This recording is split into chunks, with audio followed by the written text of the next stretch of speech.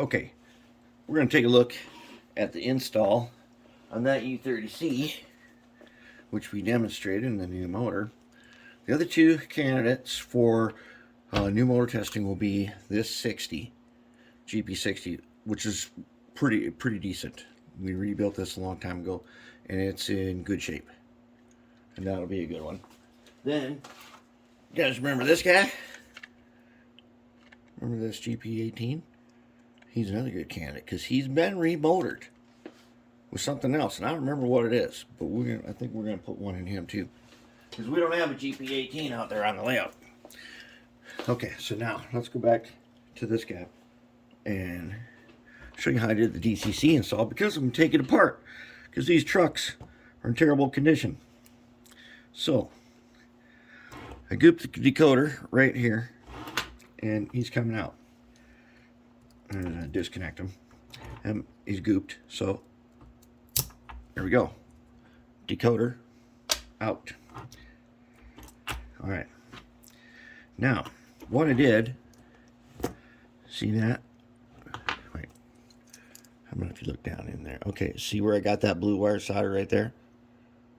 Okay, that picks up directly from the truck instead of going through the frame. Okay, and we're soldered to the top piece right here. And that's not bad, but I'm going to replace this with the PC board, because as I found out, even though I modified it for 15-inch radius, the wires, they're just too tight. I didn't leave enough slack, so that's why we're taking this whole thing apart.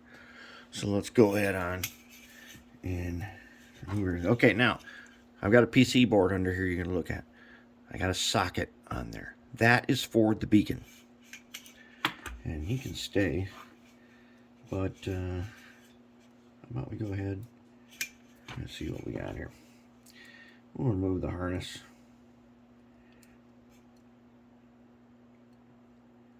So you can see, this is kind of my current setup of how I like to do this. And I think that could stay. I don't know, we'll take them out.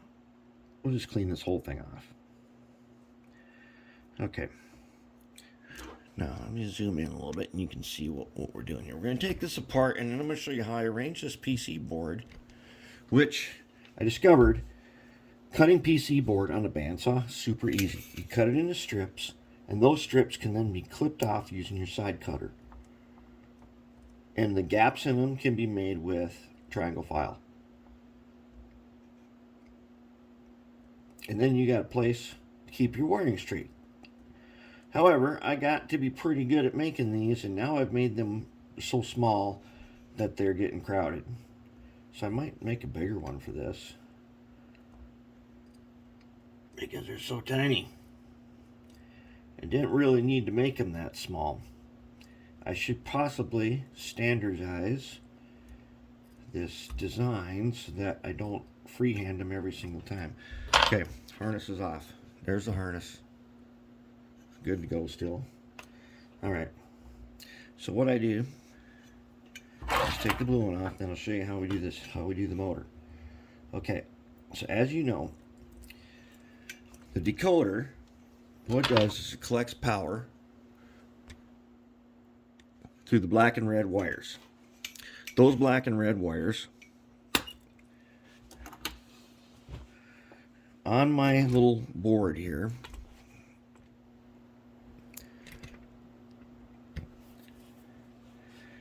I might put a platform on this too, get this stuff cleaned up. But anyways, on my little board here, I've got a strip here and a strip there. There's a gap. That is where I put the truck power. Okay, from both sides, one side here, one side there, and then I put the red and black from the harness on this strip. Then I take my motor, which I don't know if you remember this, but I do believe,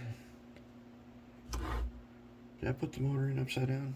Yeah, I did. Well, I installed the motor and I put it in upside down because I want this red wire on this side, and I had to switch them. No big deal. We'll just, since we're taking it apart and it's goop, we'll just take it off and we'll flip it over.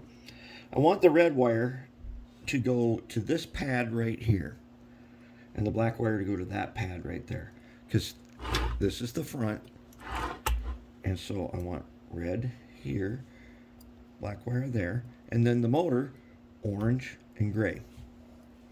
Now in the middle there are 3 separate strips.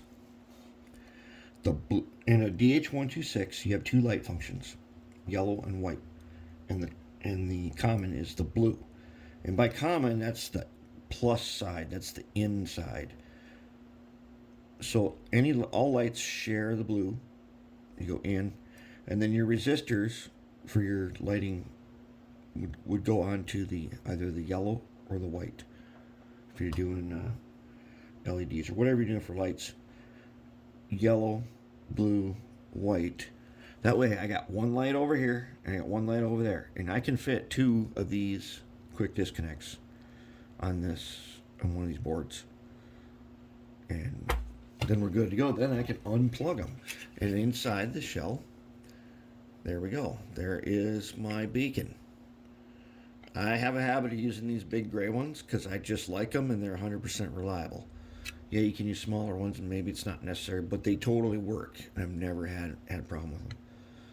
Then I put this on there, and I can plug in, plug and unplug. And I still got a function left over that I haven't used yet. But that's basically how it is. Now I'm going to take this apart. We're going to do our usual work on the trucks. And we're going to get this thing all fixed up again, because it actually does run really good.